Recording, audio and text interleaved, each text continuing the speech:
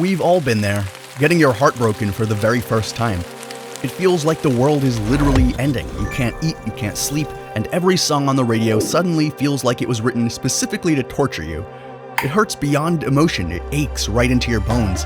When we go through a brutal breakup, we usually look for comfort in sad movies, sad music, or to talk to our friends. We're not usually looking for life advice from South Park, but in Raisins, Matt and Trey did something unexpected. They gave us one of the most painfully accurate looks at what heartbreak actually does to a person, and more importantly, how to survive it healthily. BB walks up to Stan, taps him on the shoulder, and just casually drops the bomb. Wendy breaks up. What? Wendy breaks up with you. Just like that, it's done. Stan doesn't cry right away, he just freezes. His entire world flipped upside down in 5 seconds, and his brain hasn't caught up yet. See, the thing is that getting dumped hurts. But you know what makes it a million times worse? When the person doing the breaking up doesn't even have the guts to do it to your face and justify it with a conversation. It just completely messes with your head. You don't get a reason, you don't get any closure. All it does is leave you standing there, literally questioning your entire existence. But breakups are not just about missing the other person, it's also about losing a massive part of your identity. For a long time, Stan wasn't just Stan. He was Stan and Wendy. Keep in mind these are 9-year-olds. Stan's entire romantic history is just Wendy. He's probably replayed every touch in his head for 2 weeks, and he's absolutely cooked. Yet still, when that person rips out your heart like that, you're suddenly left standing there trying to figure out who you even are anymore. And if you've ever been through this or something similar, you know exactly what that looks like.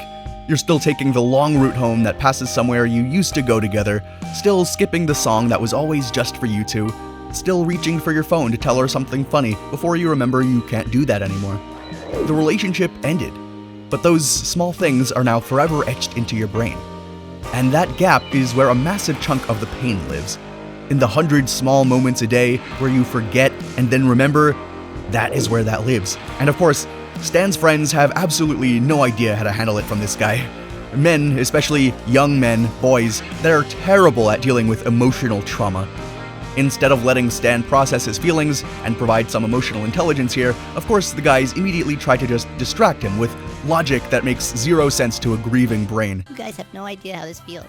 It's like you always hear songs about a broken heart and you think it's just a figure of speech, but it's true. My chest hurts. It's such a raw, honest moment. Stan is practically begging for them to understand the physical weight of what he's going through. But they don't understand at all, they don't get it. His friends are completely out of their depth. They keep trying to put a band-aid on a bullet wound. No matter what you do, you can't distract yourself from heartbreak that way. When you get dumped that way, your brain goes into withdrawal. You're literally experiencing a chemical drop in dopamine and oxytocin. No amount of football, jokes, or hanging out with your friends is going to fix that immediately. But the guys have another plan. They drag him out of bed and take him to Raisins, the show's in-universe version of Hooters. They think that if Stan sees that there are other cute girls out there, he'll magically forget all about Wendy. They sit at the table while some pretty young girls flirt with them, touch their shoulders, and pretend to be fascinated by everything they say. Cartman is of course stuffing his face, and Butters is having his mind completely blown. But Stan is just sitting there, completely miserable. When you're deeply heartbroken, the plenty of fish in the sea advice is kind of the worst thing anyone can say to you. Well, Stan, do you feel bitter now? No, dude, I feel worse. Shocking. Who could have seen that coming? Anyway, Stan is now ready to articulate exactly what's wrong with the plan. Dude, I don't have time to start over with other girls. I'm 9 years old, dude. If I don't work things out with Wendy, I could be alone my whole life. Completely ridiculous. And yet everyone who has been dumped has had this exact thought at least once. Stan realizes, though, that his friends' attempts to distract him are not going to magically fix his broken heart. He can't just ignore the pain. So, what does he do? He enters the most cringeworthy stage of any breakup, bargaining. He convinces himself that if he can just say the right words or do the right thing, he can win her back. But because he's terrified of facing Wendy directly, he relies on the middle woman, BB. Why does the show focus so much on these awkward middleman interactions? Because it highlights how cowardly we become when we're afraid of rejection, when we don't want to face something emotionally directly. We don't want to look the person in the eye because we know, deep down, we're not going to like what we see. We're too scared. BB gives him the absolute worst, most cliché piece of Hollywood advice imaginable. If you really want a shot at getting her back, stand outside her window, hold a boombox over your head, and play Peter Gabriel. We've all been fed this lie. Movies have taught us that if you just make a grand romantic gesture, the girl will realize she made a mistake and come running back into your arms. But that is not how real life works. But Stan gets dressed, he sneaks over to Wendy's house, holds the heavy boombox over his head, and hits play. But because he is a 9-year-old kid in a panic, and because this is South Park, he doesn't play a romantic love song, he plays the unintentionally aggressive, hilarious track. And this is incredibly difficult to watch. You're physically cringing for him. Wendy looks out the window, and there's no swooning. She just looks embarrassed and guilty. And then the ultimate gut punch happens. This is the exact moment Stan's entire reality collapses. Wendy didn't just leave him, she replaced him.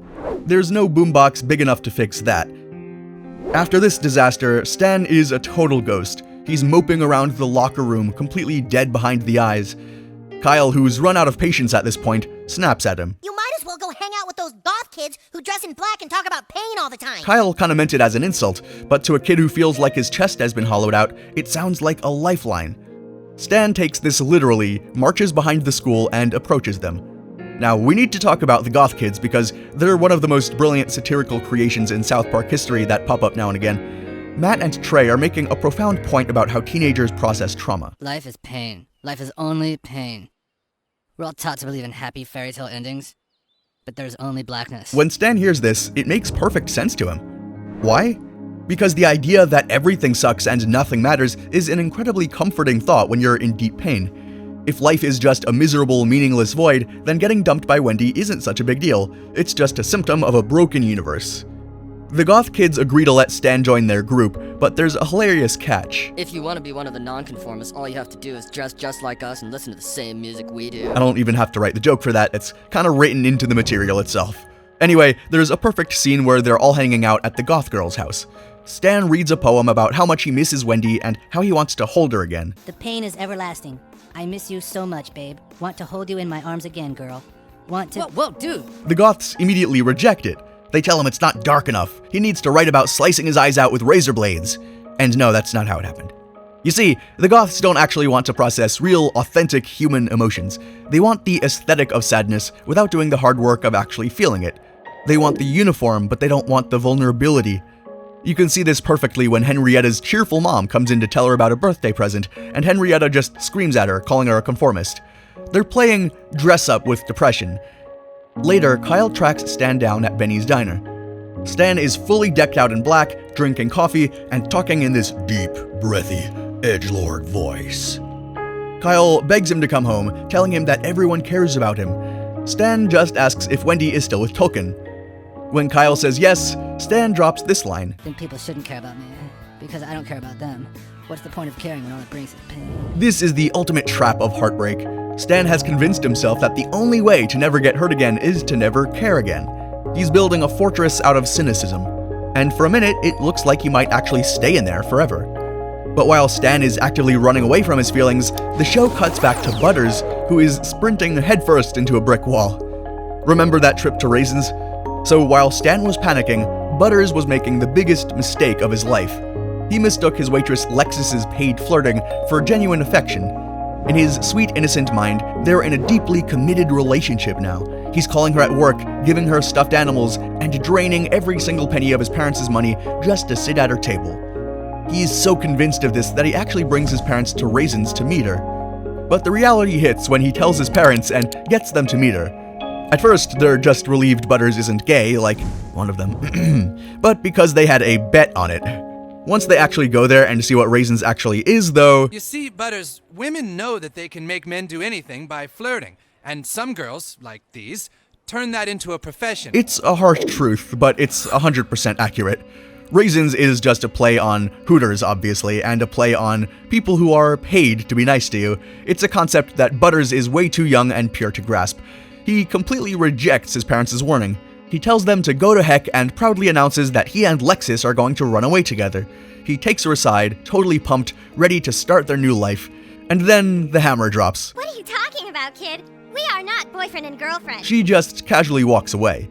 But for Butters, the world just ended. This is where the episode masters the art of vulnerability. Matt and Trey give us two completely different kinds of heartbreak. Butters does exactly what Stan did at the very beginning of the episode, stands in pouring rain, on the streets, cries his absolute eyes out to let the pain completely wash over him. And that leads us to one of the most meaningful and emotional scenes in South Park history. The goth kids, along with Stan, are wandering through the rain when they spot Butters crying. They take one look at this miserable, sobbing kid and immediately think, jackpot.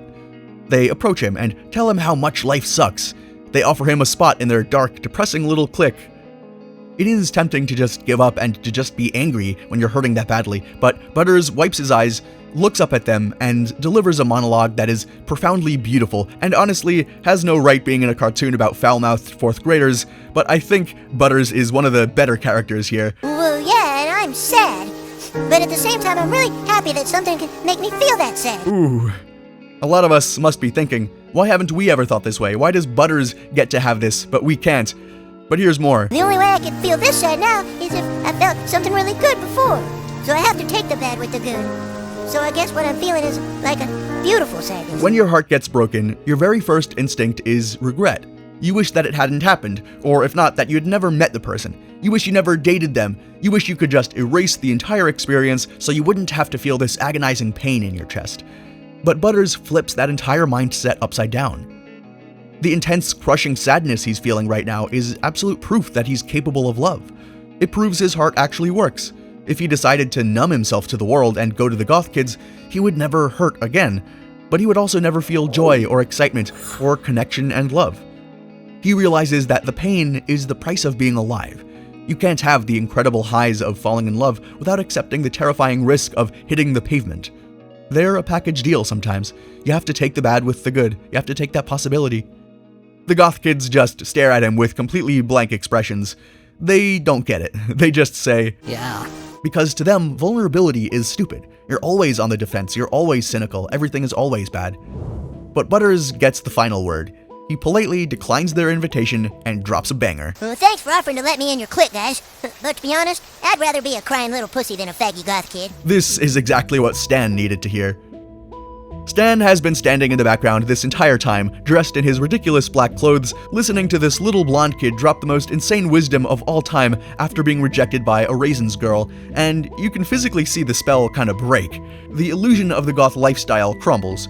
Stan realizes that hiding from your pain just makes you a coward. You can present it, and you can feel it, but you can't let it take over your life, even though you can wear black every once in a while. He's right. I don't even know who I am anymore. I like liking life a lot more than hating it. Screw you guys. I'm going home. Stan walks away. He doesn't walk away completely healed. He doesn't walk away with Wendy back in his arms, but he walks away from trapping himself in his depression, willing to actually face his life again and move forward.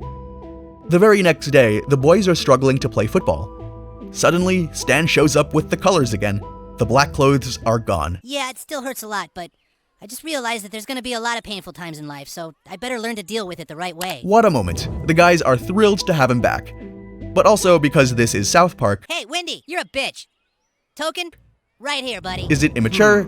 Yes, he is a child. Is it petty? Absolutely. But Stan isn't hiding behind a trench coat anymore. He isn't holding a boombox over his head, and he isn't begging for his friends to fix his life. He's angry, he's hurt, and he's finally expressing it honestly. He's participating in his own life again. And that's all the recovery actually is. Going through the stages, going through the process, and looking ahead. Butters figured that out in like 45 seconds. He wasn't stuck in his grief. Stan needed most of the episode to actually go through it. Most of us need longer than both of them. Stan had Kyle, Cartman, and Clyde. They meant well. They took him to Kitty Hooters. It didn't work though, and honestly, most guys are not much better at this than they were when they were 9 years old. But if you want to see what it actually looks like when male friendship gets it right, I broke down how Regular Show built one of the most honest depictions of male friendship in cartoon history.